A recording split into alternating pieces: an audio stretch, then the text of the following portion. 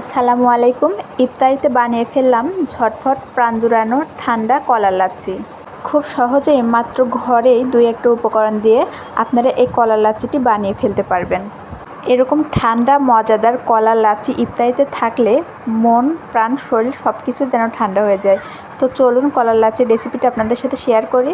তো আমি একটা ব্লেন্ডার জারের মধ্যে নিয়ে নিয়েছি 1 কাপ দুধ, 3টা ছোট ছোট কলা এরকম স্লাইস করে কেটে নিয়ে দিয়ে দিলাম। আর এখানে দিয়ে দেবো 1/3 কাপ চিনি, 1 গ্লাস পানি, হাফ কাপ দই, আর এখানে দিয়ে দিলাম 10 টাকা প্যাকেটের 1 প্যাকেট ফুল ক্রিম গুঁড়া দুধ। এখন এই উপকরণগুলোকে নিয়ে আমি 1 মিনিটের মতো একটা ব্লেন্ডার জারে দিয়ে ব্লেন্ড করে নিলাম।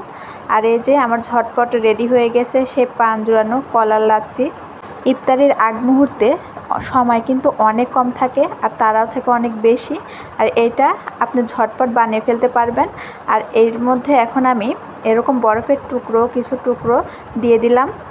চাইলে আপনারা এটি আগেও রেডি করে নর্মাল ফ্রিজে রেখে দিতে পারেন, তবে ইফতারির আগ মুহূর্তে বেশ কিছু তাড়া থাকলে আপনারা সহজে এটি বানিয়ে ফেলতে পারেন। ভালো লাগলে একটু কমেন্ট করে দিবেন। ধন্যবাদ।